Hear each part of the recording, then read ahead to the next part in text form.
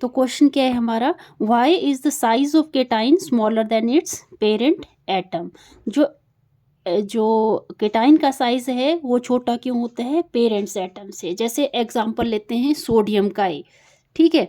मान लो ये आपका कोई सोडियम एटम है, क्या है ये सोडियम एटम। जैसे ही इससे एक इलेक्ट्रॉन लूज होता है, मैंने आपको एग्जांपल भी बताया वैसे पहले भी, 281, जब ये आउटरमोस्ट शेल से जो एक इलेक्ट्रॉन लूज हो जाएगा तो इसका जो पहले क्या है, जैसे 2 इलेक्ट्रॉन यहाँ है, 8 इलेक्ट्रॉन, 3 4 5 6 7 8, और आउटर मोस्ट शेल में कितने इलेक्ट्रॉन है 1। अब ये आउटर मोस्ट शेल का इलेक्ट्रॉन क्या हो गया, लूज हो गया, मतलब यहाँ से चला गया। तो यहाँ पे क्या हो जाएगा, ये जो सोडियम एटम है ये मान लो न्यूक्लियस है, और फर्स्ट शेल में 2 इलेक्ट्रॉन, सेकेंड शेल में कितने इलेक्ट्रॉन हैं 4 5 6 7 8, ठीक है। तो यहाँ पे जब एक इलेक्ट्रॉन लूज हुआ तो यहाँ कितने इलेक्ट्रॉन बच गए 2 8, मतलब 10 ही इलेक्ट्रॉन बचे यहाँ पे। क्या कितने इलेक्ट्रॉन बचे 10, ठीक है, ओके। यहाँ पे इलेक्ट्रॉन कितने थे, चलो यहाँ पे लिख लेती हूँ मैं, number of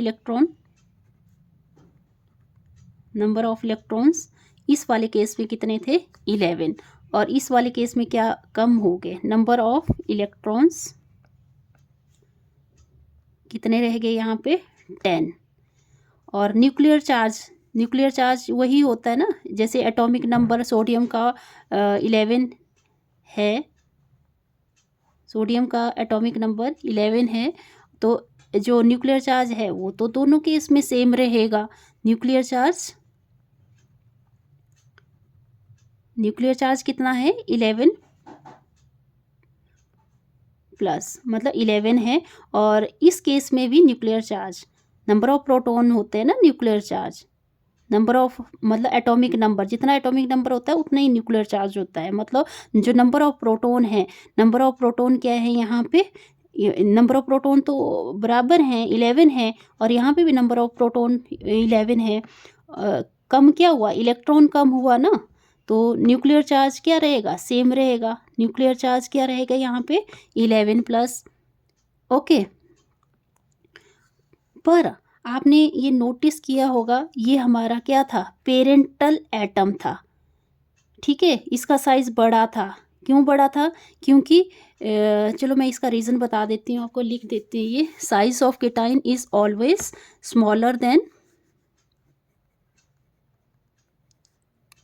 size of cation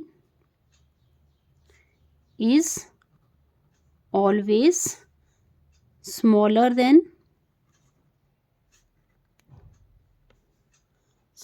than that of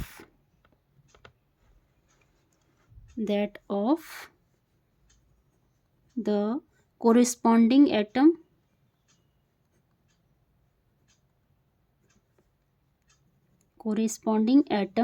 due to क्या क्या क्या वजह से होता है।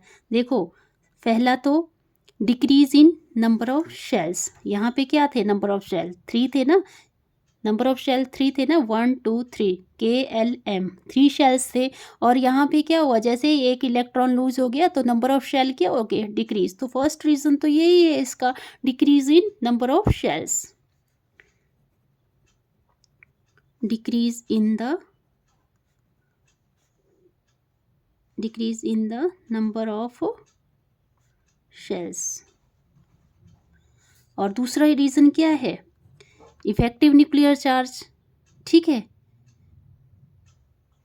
इफेक्टिव न्यूक्लियर चार्ज ही है ना इसका रीज़न, कि ये क्या हो रहा है, लिख लो ये, increase in effective nuclear charge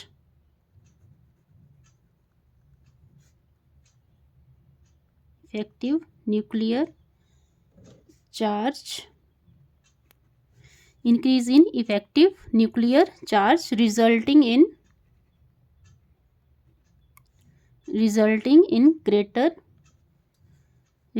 in greater force of attraction, force of attraction by the nucleus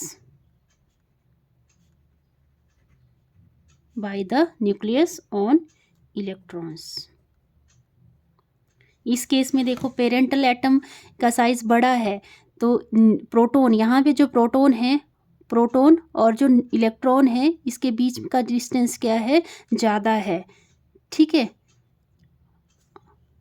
और यहाँ पे क्या है, अब प्रोटॉन और इलेक्ट्रॉन का जो डिस्टेंस है वो कम है तो इसमें अट्रैक्शन ज़्यादा है, और अट्रैक्शन ज़्यादा है तो इसका साइज़ कम है। और यहाँ जो नंबर ऑफ प्रोटॉन और इलेक्ट्रॉन, आउटर मोस्ट शेल का जो इलेक्ट्रॉन है उसमें डिस्टेंस ज़्यादा है तो अट्रैक्शन कम है और साइज़ ज़्यादा बड़ा है। ओके।